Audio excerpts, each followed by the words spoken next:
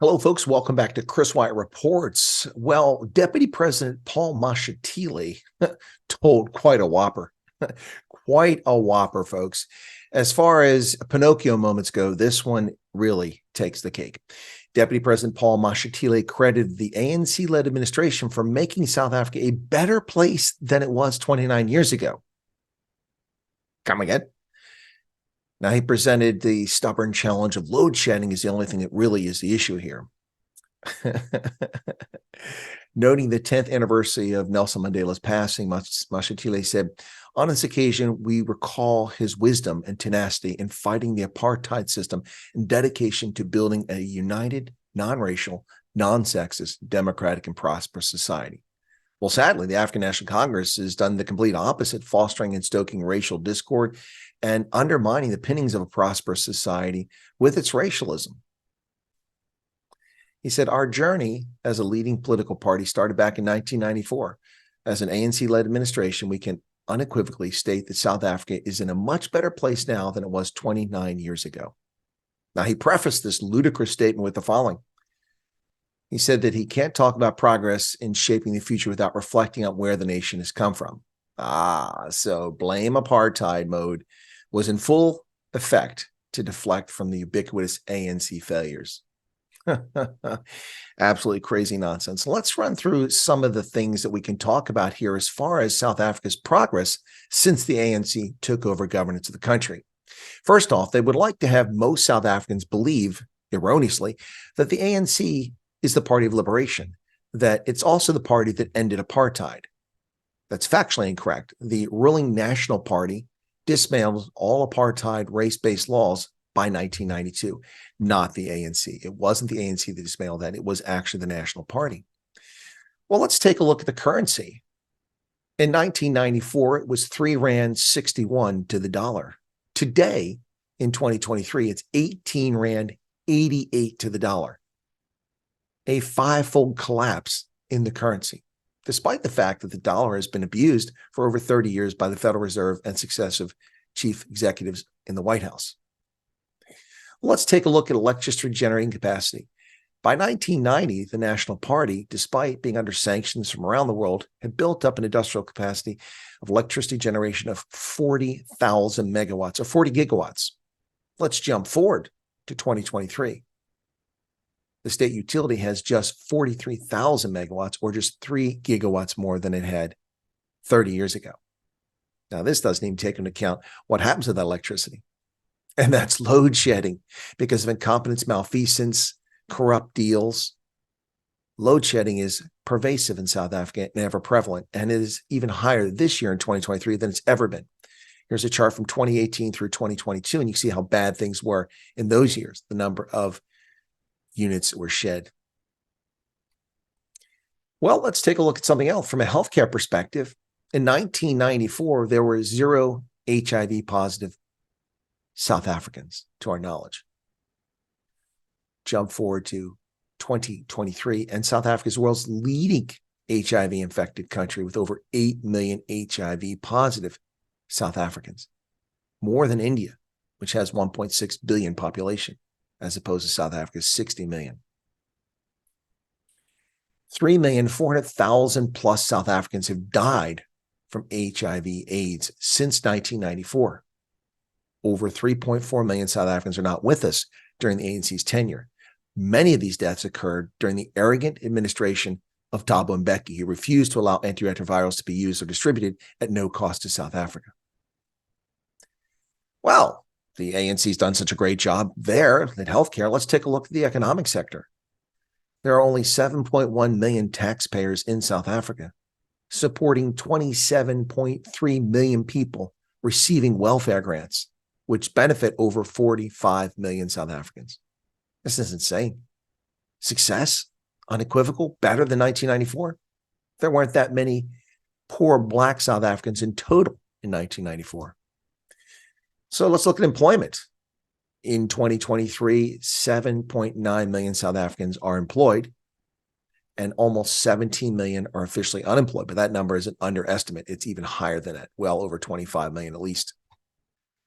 And let's just talk about pervasive corruption, all the great things that the ANC has achieved there, the arms deal, Travelgate, the Vereda dairy scandal, the Free State asbestos contract, the PPE theft, Nkanla, Maracana, Bala Bala, digital vibes.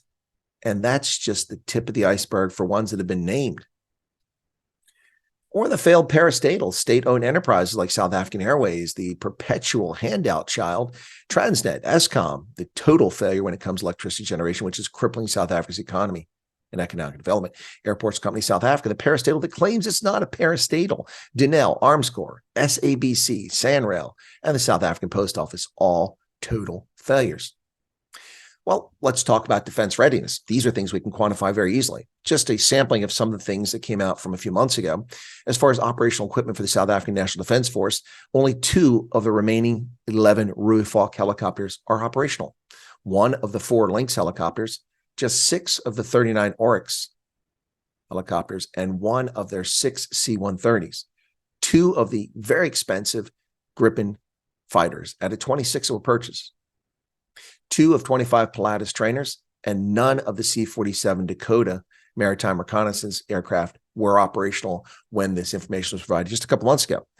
Now, this comment says we cannot provide logistical support to our soldiers in the Democratic Republic of Congo and Mozambique with a single C-130. The consequence is we have to charter aircraft at hundreds of millions a year, spending enough to buy C-130s. The stupidity, the futility of this is beyond the pale, folks. This is just dumb, stupid management and leadership. So Mashatile, defending the ANC's incredible accomplishments, said that to improve access to healthcare through the focus on primary care, the ANC-led government has constructed 1,749 clinics and 56 hospitals since 1994 to enhance primary healthcare access. Well, a laudable achievement, except these are undermanned or unmanned facilities lacking basic items and even electricity. All of this undercuts his claim. You can build buildings, but if you can't staff it with nurses and doctors and equipment, what good is it, let alone electricity? He said, due to COVID-19, our nation experienced over 2 million job losses and the closure of several businesses, thousands of businesses.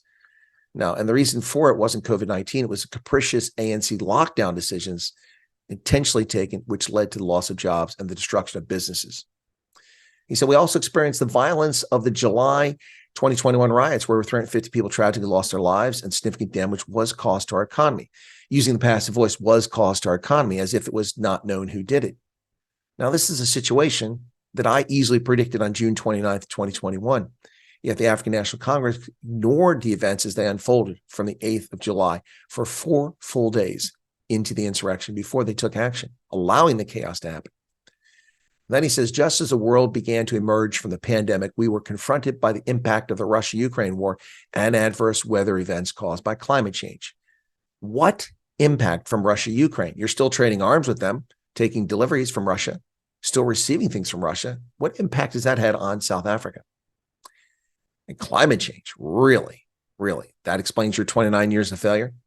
So to be clear, Deputy President Paul Mashatile says the ANC has succeeded, but any shortcomings are attributable to apartheid, which ended in 1992 before they even took power, COVID, and their decisions exacerbated, Russia, what impacts, and climate change.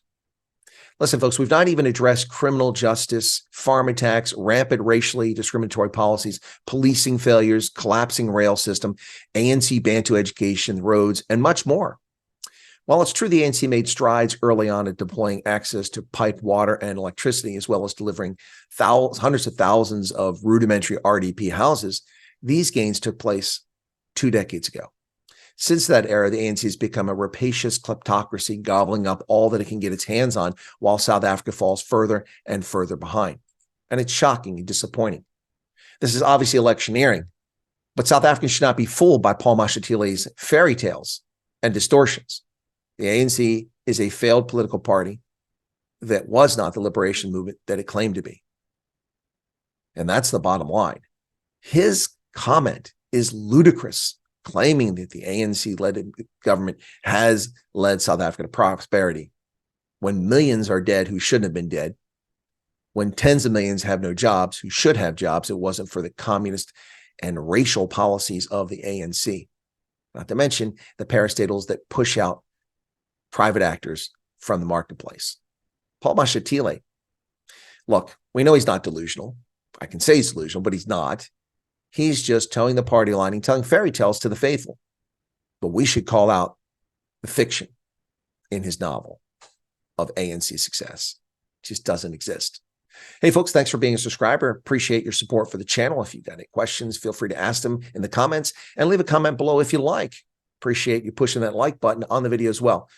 Take care. South Africa, the election season is well underway with Deputy President Mashatile telling fairy tales. This one gets a big Pinocchio. Cheers.